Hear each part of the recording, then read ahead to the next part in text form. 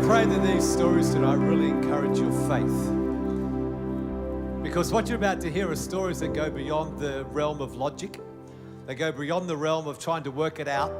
But they're actually stories where there's no other explanation but the supernatural power of God. Because God heals. And He's still healing today. He's not just the healer of the Bible, He's the healer of people's lives today. So what I want you to do is take your seat. We're going to hear from three different people that are normal, everyday people who live at the same address you do, or maybe not the same house, but they live in Adelaide. They go to work every day.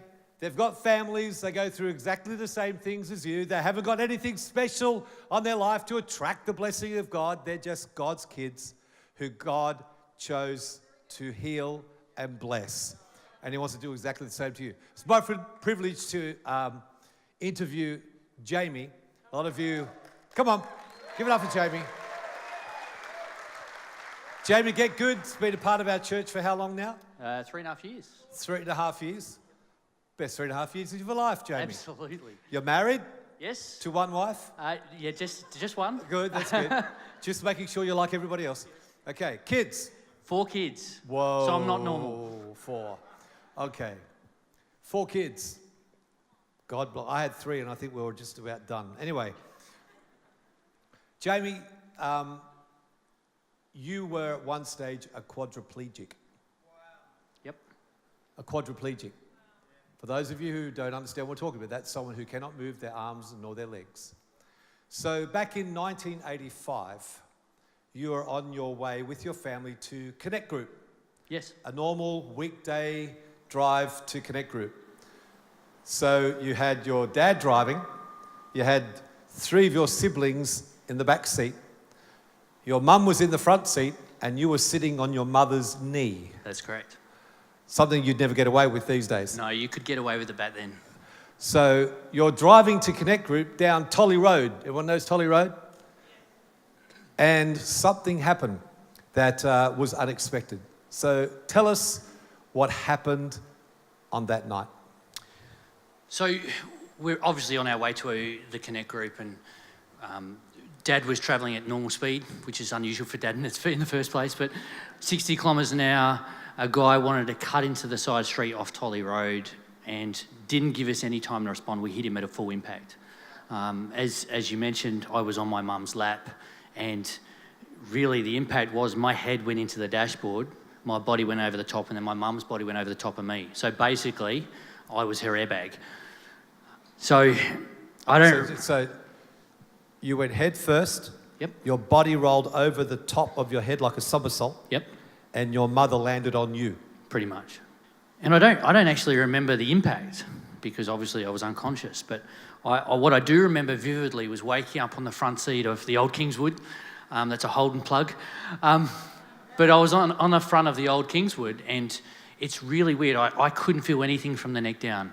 And when you're lying there trying to move your arms to get up, and you're trying to move your legs and your fingers and everything, and nothing's happening, it's really scary. So I was crying out, not because I was in pain, because I had no pain at this point, but I didn't know where everyone was. I knew something had happened and I couldn't move, and I was scared.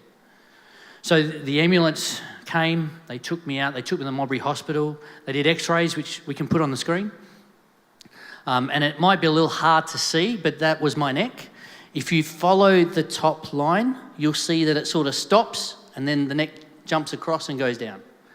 So my neck was pretty badly broken at that point, and my spinal cord was extremely damaged. And the doctor said at that time, your son's a quadriplegic. The damage he has done, there is no hope. He will be like this for the rest of his life. There is no hope. My mum declared, we believe in a God that can heal. We know what God can do in life. Our son will be healed. So she said this to the doctors. Yes. Who were saying, you're going to be a quadriplegic. Yeah. You're not going to walk. You're not going to do anything else in life, Yep. but be basically bedridden. And your mum says, no. Correct. Wow. And the doctors, short of laughing at her, basically said, I'm sorry, that's not possible. So they were sort of giving her all this news to my parents. And at the time, the Connect groups, not just ours, the Connect groups were on a Friday night in our old church. They were all praying for me, and I started moving. And the doctors were quite amazed at that point that I was moving, but that wasn't the end of the story. My neck was in such a bad shape that my organs were going to have issues. They were going to start shutting down. I was in basically a life and death situation. The doctors said, despite the fact that he's moving, and that's great, we have to make him a quadriplegic or he will die. So I remember talking to you about this today. So basically the doctors said for you to live, we've got to operate on you.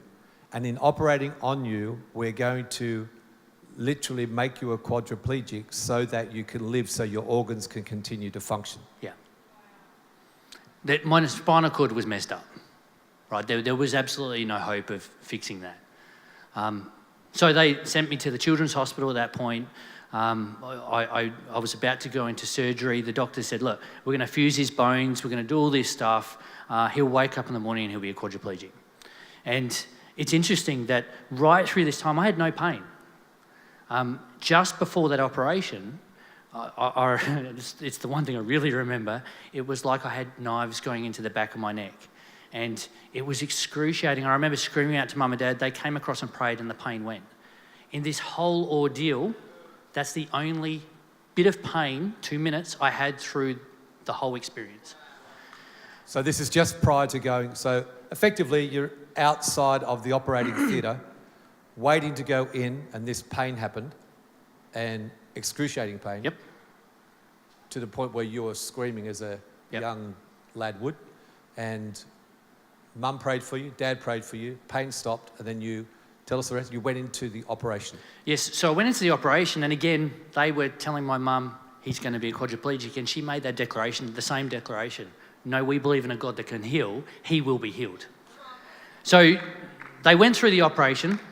The next morning, they came through and they came to my parents and said, look, we didn't do everything we were going to do. It just fell into place, right? And so I don't know what happened in that room, but they didn't fuse my bones. They didn't do everything they were going to do. They literally just shuffled some bones, I think, and left me. So your bones that were out, we saw it on the x-ray, the bones that were literally out of place as a broken neck, when they went in to operate on you, they saw that it didn't look like that and things had been put back into, or fallen, there was, fallen back into order. Yeah. And they didn't operate. No. So,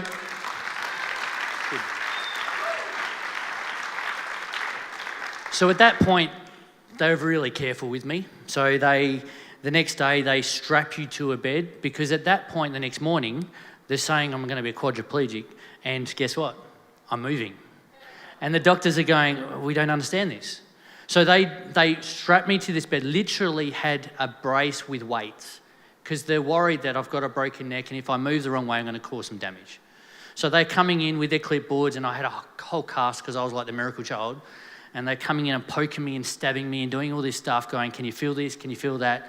And it wasn't just, I wasn't just responding, yes, I can feel that, yes. They said, all right, can you move your neck? That was a big mistake of a question, because I didn't just move my neck, I lifted the weights off the bed. Hang about.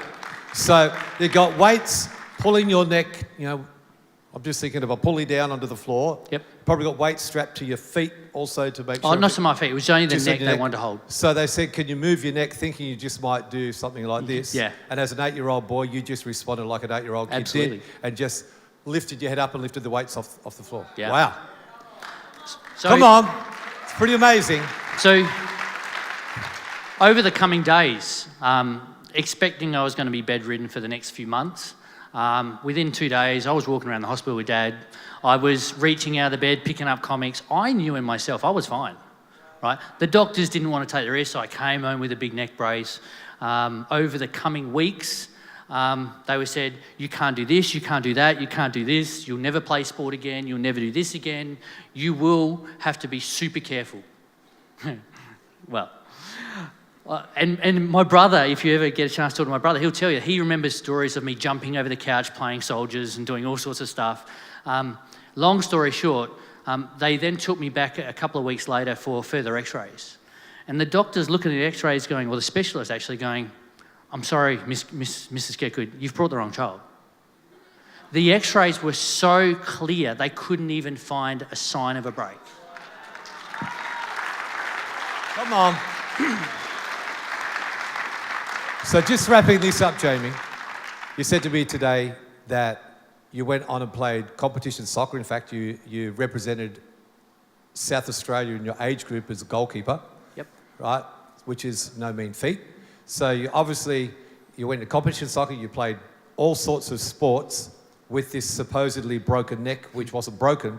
In fact, it was so well healed that the doctors couldn't see any sign of a break in your neck at all. They couldn't see a sign. So one of the things they wanted to do was to do all the other tests, so neuro tests and nerve tests and so forth. So I went to a particular nerve specialist and they tested my reflexes and a whole heap of things. What they found was my left side is now slightly quicker than my right.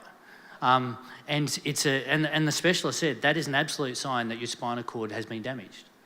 So I have this inbuilt sign which shows the miracle. Even though I can show x-rays before and after, people go and try and dismiss that. They can't dismiss the sign inside me. Isn't that amazing?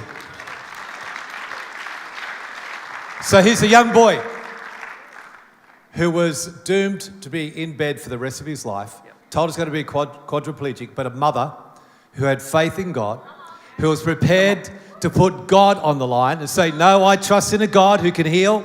I believe he's going to walk again. I believe he's going to be fine. I believe he's going to be healed. A mother who was prepared to declare the word of God over their son.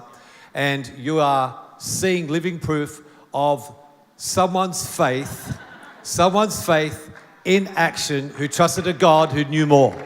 So let's thank God for the amazing story and the miracle in Jamie's life. Thanks, man. It's great to talk to you. Thank you. Shans, over to you.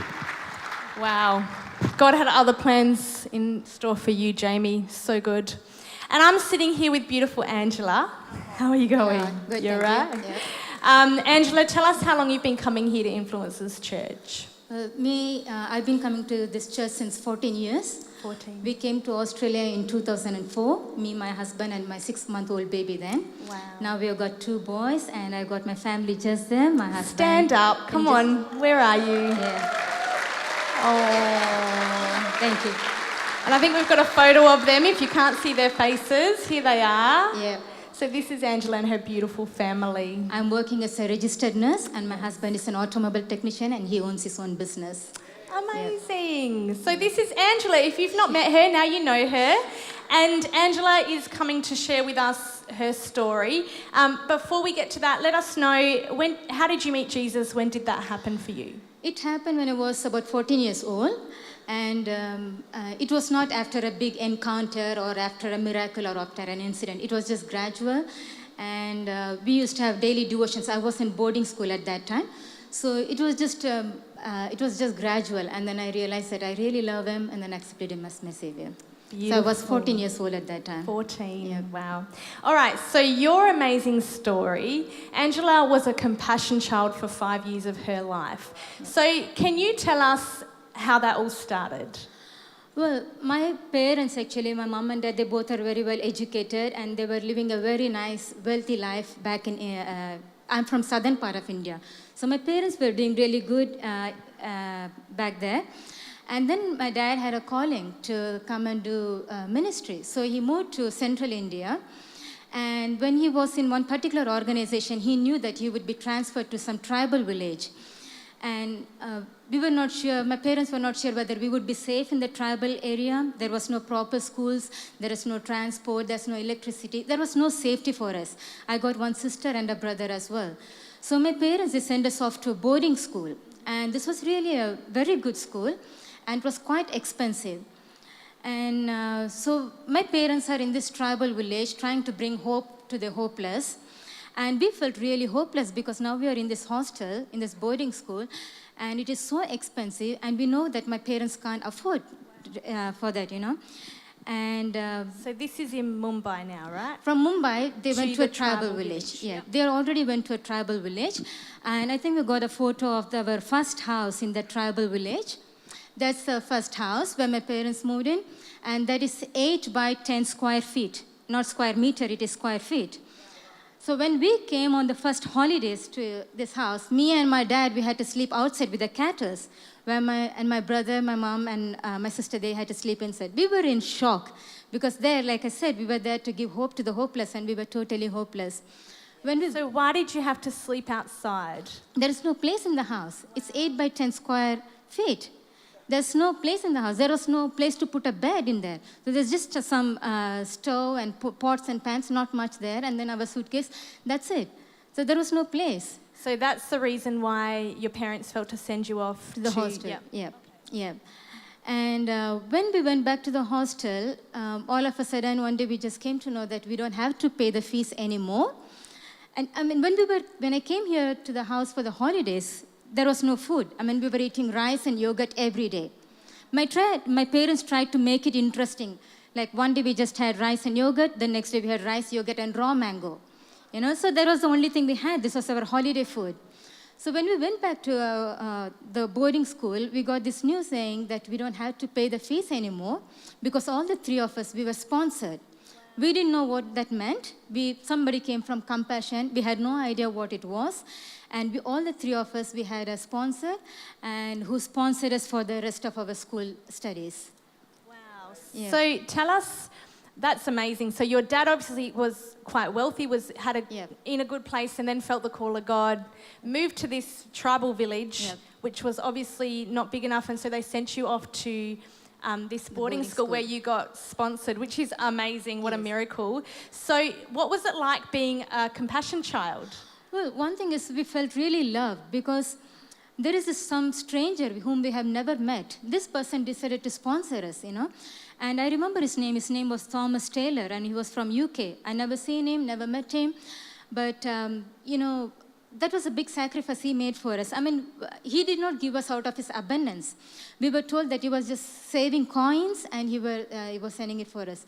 So it was a big deal for us, and we used to look forward to his letters, and during the Christmas, he used to send us gifts. So it was really exciting.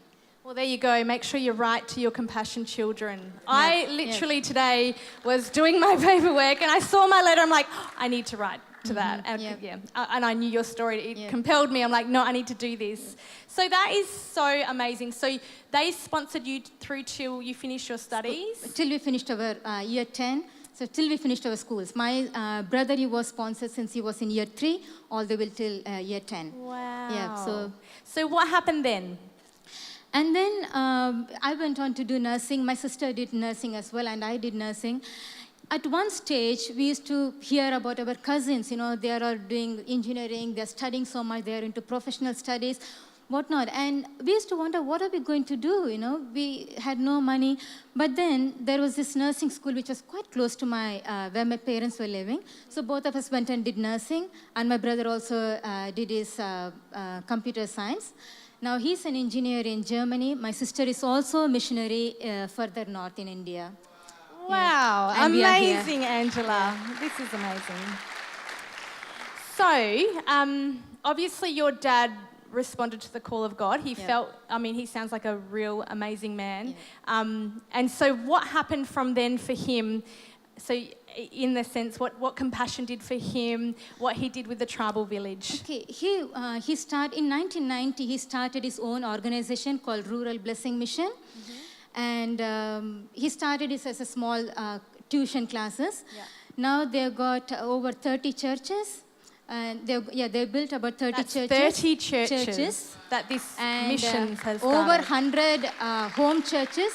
And we are still waiting to build buildings there, you know, to have prayer meetings. But there are over 100 home churches. There are 120 missionaries, local missionaries. These are the villages where Jesus' name was not heard before. It was only after my dad came, all these things happened. And thousands of children, they are blessed. And after we finished our studies, Compassion came forward to support my parents' missionary work. And they sponsored, through my parents, they sponsored over thousands of children. Wow. Yes, and all these children, they're going to become nurses and doctors and accountants. They're all doing great. So over thousands of children, they've been blessed through Compassion. That is an Yes. amazing story. Yep. That they sponsored you Yep. and then they sponsored your dad. Yep. And Yep. thousands of kids have Yep. been impacted Yep. Yep. through that rural Yep. missions. It's amazing. And the other thing is, normally in the northern side, there's people are always against Christians. Yeah. But we have got good support there because so many kids they found Jesus through us, you know.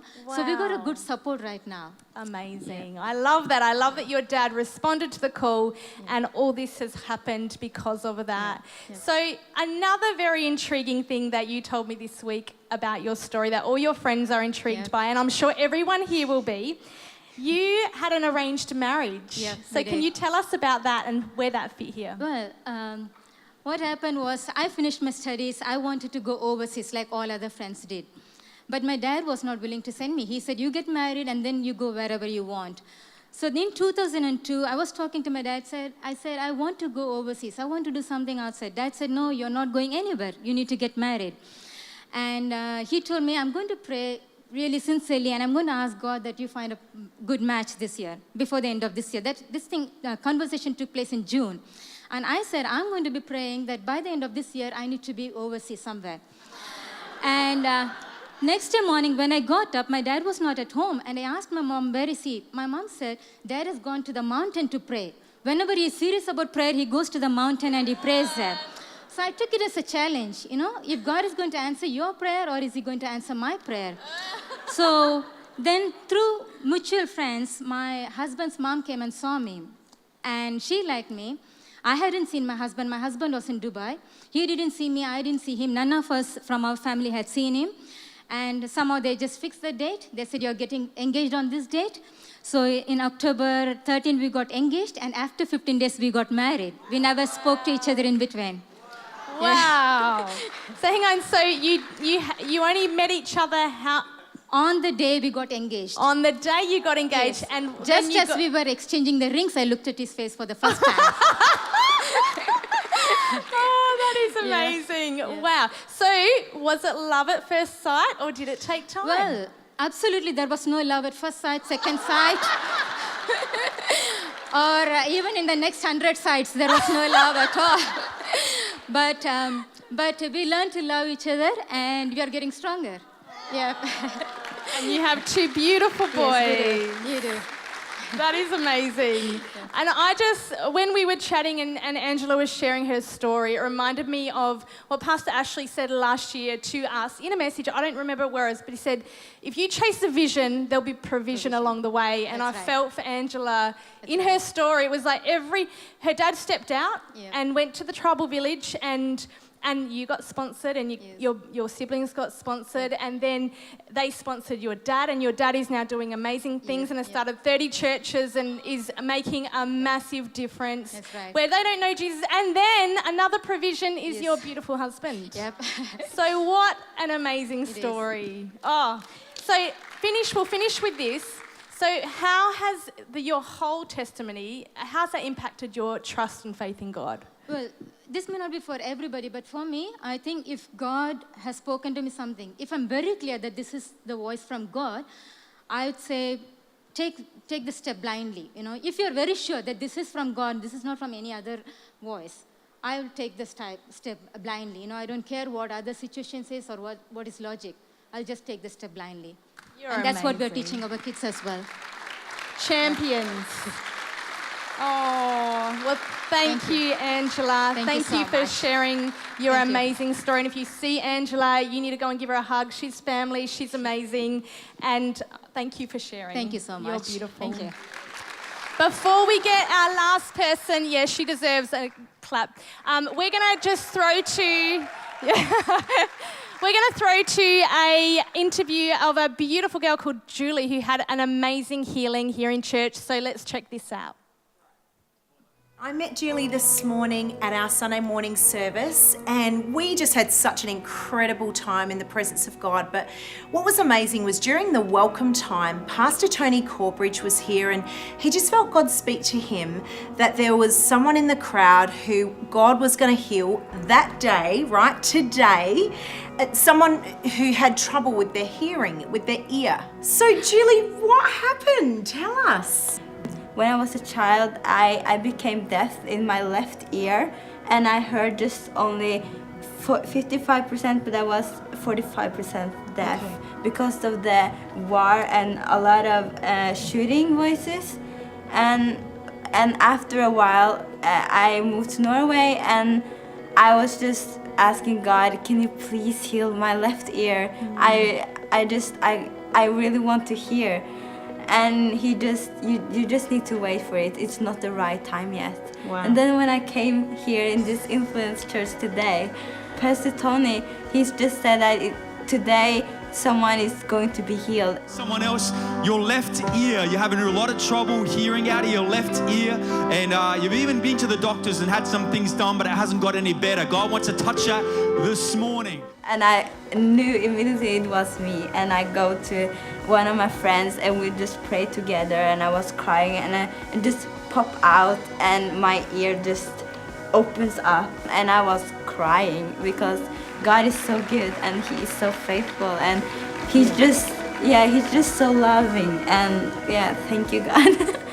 Oh, how amazing is that? I hope this is building your faith. Are you feeling that this is helping you? Because we've got some amazing stories, and we're finishing with Pastor Alice McInnes. So thank you for joining us. So for people who don't know you, tell us who you are, who your family is, how long you've been here at Influencers Church. Almost 3 years we've been here. Is that right, Rob? Yeah. So this is my husband, Rob. I think we've got a photo coming up, and I've got 2 beautiful children. We've got a photo, Dom. We've got Angus and Maya. There we are, taking a selfie. We've been here nearly 3 years. We moved from Sydney nearly 3 years ago. I'm a wife. I'm obviously a pastor here. But previous to that, I did my Bachelor of Education and was a teacher. So that's who I am. So how long have you been a Christian for? When did you get saved? I got saved when I was 17 through a girl at school. So I grew up in a total non-Christian home, and just met a girl at high school who I actually bullied for most of our high school years. And then in year 11, I felt drawn to her and the group of girls she hung out with. And then she invited me out one Saturday night to a friend's house, and it turned out to be youth group. And I was so annoyed at her that she didn't tell me the truth. She's like, I did tell you the truth. It is a friend's house, but it just turned out to be youth group. And then from there, I went to a Youth Alive rally in Melbourne and responded to an altar call and got saved. Yeah. You need to share that out at youth. Yeah. That's how they can bring their friends. That's awesome. Yeah, lie to them. Yeah. Okay, maybe not. So when did you go into ministry, and how long have you been, So I did uni, and then I did a little bit of outside. I'm trying to remember. Rob is amazing at dates. I'm not so great at dates. So went out of uni into a job and taught there, and then I think about a year later, there you go, 99. So he's good with dates. We moved to Sydney. Can you come up here? We'll just swap. You can answer her questions. Yeah. We moved to Sydney, got invited to be on staff at a church in Sydney, be the kids pastor there, and so we moved to Sydney and pastored there for 15 years, and then had a season out and then moved here. Oh, beautiful. We're glad you're here. Glad God brought you here. So tell us, some of you might know Pastor Alice's story, but tell us about your miracle story. So obviously I like to be in control of my life, and I like to be in control, but I've learnt not to be with God. But, I had a plan in my head for when we would have kids and how many kids we would have and what month of the year we would have kids and when that would suit our lifestyle. And obviously that didn't turn out the way I planned. And so we went on a journey of not falling pregnant for quite some time. And after some time, we started to navigate that with doctors, and we tried naturopaths, and we tried lots of natural things. And then we navigated a journey of just working through what the problems were. And I think about 6 years into our marriage, 7 years into our marriage and not falling pregnant, we went to a fertility specialist, and I sat in a doctor's surgeon. Rob was actually out of town at the time, and I sat in a doctor's surgeon and was told that I was infertile. And they were the strong words: you are infertile and you will not carry, you will not bear your own children. And so as a woman, that was gut-wrenching. And I remember walking out of the office with the piece of paper in black and white that says Alice May McInnes, infertile, and going into my car and screwing it up and throwing it in the back seat and not knowing what to do. The words, you will not bear your own child, was so heavy in my spirit. Yeah. So what do you do with that? What do you do with that? Well, you cry a lot.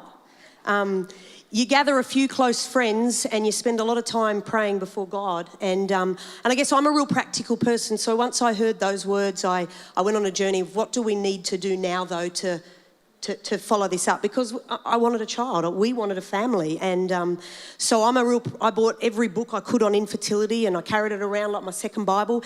In fact, Rob used to say to me, why have you got that? We're just going to the shops in the car. Well, you just never know when I might have a question I need it answered. Because I like to know, what's going through my head I can answer. And so we carried around, and it was called the Infertility Handbook.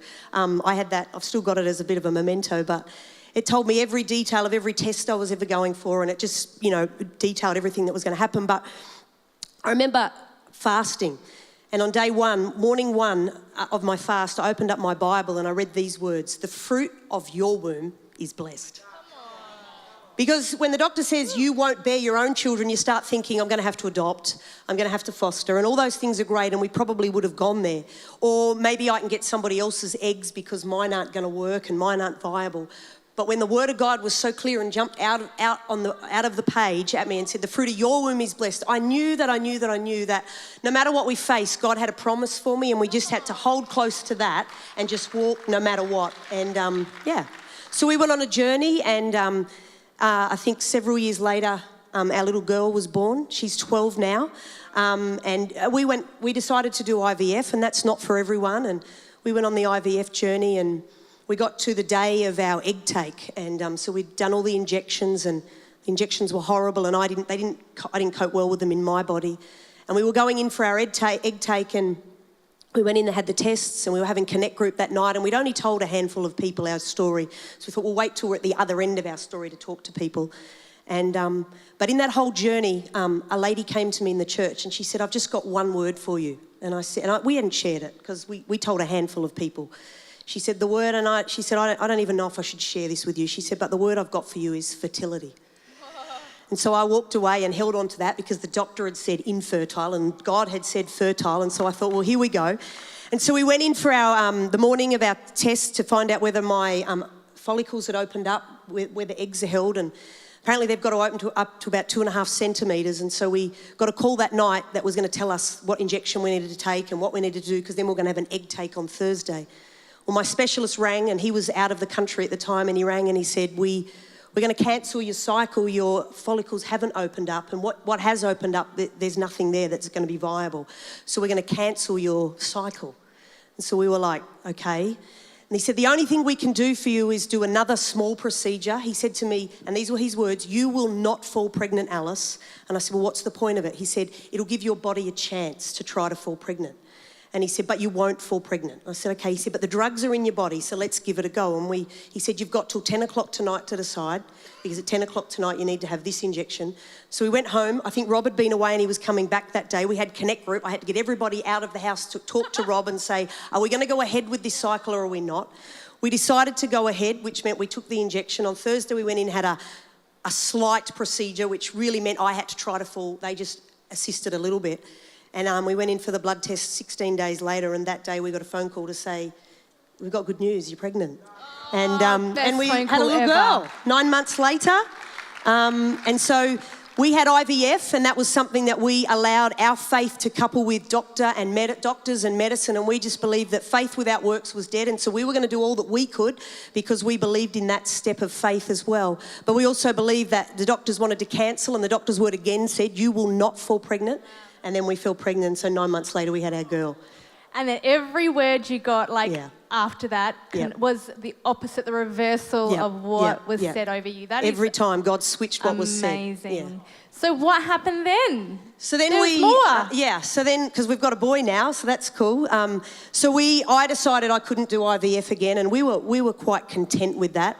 It just didn't cooperate with my system very well. But I had... so 3 years into having Maya, and you want another child, but it's not happening, and there's that desire for another child. But we were happy, we were content. That same lady that prophesied fertility came to me, and she said, Alice, I've had a dream about you. And And I said, oh, what is it? She said, oh, I don't know. And she said, I see you standing in this place in the church. This is the church right in Sydney. And she said, and you're holding a little boy. I said, yeah, I'm the kids pastor. I hold lots of kids. She said, no, he's your boy. And I said, okay, what does he look like? She said, he's blonde hair and he's got blue eyes. And they're the biggest blue eyes you'll ever see. And I'll show you a photo in a minute of our blonde hair, blue-eyed boy. But she said, and Rob's there. And I said, okay. And she said, and Rob's calling out to him. And I said, what's he saying? He's calling out his name. And we'd not told anybody our kids' names. And I said, what's his name? And she said, his name's Angus. And I just sat quiet and I said, thanks for that. And I took that word. 2 weeks later, a guy came to me in the church. He said, Alice, I had a dream about you last night. And I said, what was it? He goes, oh, I don't know if I should tell you. I said, just tell me. He said, I saw you standing in the church and you're standing in this spot, same spot this woman said. He said, you're holding a little boy. I said, I'm a kids pastor. I hold lots of boys. He said, he's yours.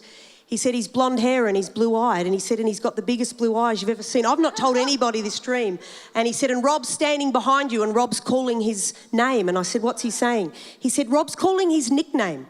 Our last name's McInnes. And I said, what's he saying? He said, he's calling out Mac. Mac. Our son's middle name is Mac, which means son of. Our son's name is Angus Mac McInnes. And so I took that word and but for a long time, and then at one time we thought, it's just time to put it on the shelf. It's just time to let God do what God wants to do. But we knew the words that were spoken and we held on. And then there came a time, Maya was 7, and she came and she sat down on the couch just like this next to me. She said, Mum, I got something to talk to you about. And I thought we were going to have that talk. She said, it's a little bit awkward, Mum. And I said, what is it, sweetheart? She said, well, I've been praying about something. She said, do you think if I tell you God will let it come true? I said, I'm sure God will let it come true. It doesn't work like that. She said, well, I've been praying I'd be a big sister. I want a baby brother. She looked at me and she said, so can you do that? And she knew our story. She knew that we'd had a miracle with her. And so I said to her, sweetheart, the funny thing is, in that moment, I knew I was pregnant, but I hadn't told Rob. Someone had prophesied over me. I was really sick. Someone had said to me, you're not sick, you're pregnant, you need to go to the doctor and have a test. So I went to the doctor, found out I was pregnant. I decided to wait and confirm it with a blood test before I told Rob. And I went to the doctor and got it confirmed with a blood test, and then I decided to wait another week and surprise Rob on Father's Day to let him know, because this wasn't even something we dreamed of anymore.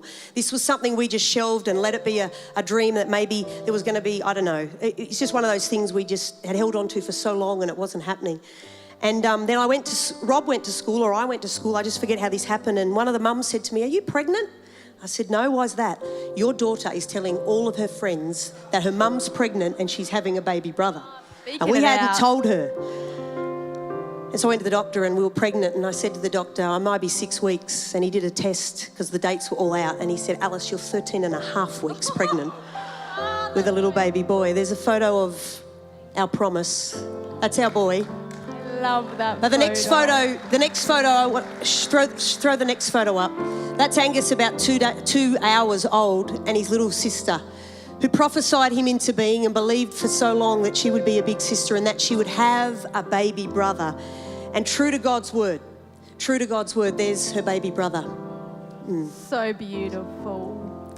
So you shared with me this week something else about infertility being a bit of, and you haven't shared it with many people, so you're trusting this room with it. But this has been a generational thing for your family. Can you tell us about that and how that broken? So I'm one of 5 kids. So my mother was totally fertile, and I've got, out of the 5 of us, 3 of us have got our own children. One sister doesn't have any children, and one of my brothers married a woman who already had 2 children. But there's 6 grandkids on my side, and all of them bar Angus are from IVF procedures. So every one of us has been barren, except for Angus. And there was something in me as a mum when I used to look at my daughter that used to want to fight that this would stop, this infertility would stop, that she wouldn't be something that she would carry, because when you're a woman and you're infertile and you're not able to carry your own children, it's a heartache that you carry. And, I totally believe that God can do something tonight for any one of you here that are struggling with infertility and wanting to fall pregnant. But my heart's cry for my daughter was, I pray she never has to carry this through her life. And it used to be one of those things in my private place and in my secret place I would pray and see broken over her life. And so we truly believe that Angus has broken that he was totally born. You got to understand this, there was no procedure for Angus. It was totally, Rob said to me the morning I handed him a package, which was the test, he said to me, where has this come from? And we know, look, we're not going to go there, but we know where it's come from. Miracle. Miracle. A child, and I just believe with Angus, and I've got to finish now, but with Angus, it broke something over the generations to come, because 5 of the kids in my line are born from IVF, and so we believe that's a strong break. And so my encouragement is, don't put up with what you're putting up with. Fight for the next generation, because I'm a firm believer, what I don't fight for my children, they will have to fight. And I want that broken over their life. And so we believe that's been broken for my daughter and for my son and for the future generations to come. Amazing. What a word. And let that stew, because sometimes we put up with stuff and we just think it's normal, but no, fight for your family, fight for your kids, fight for your friends. Thank you. That was such an amazing story.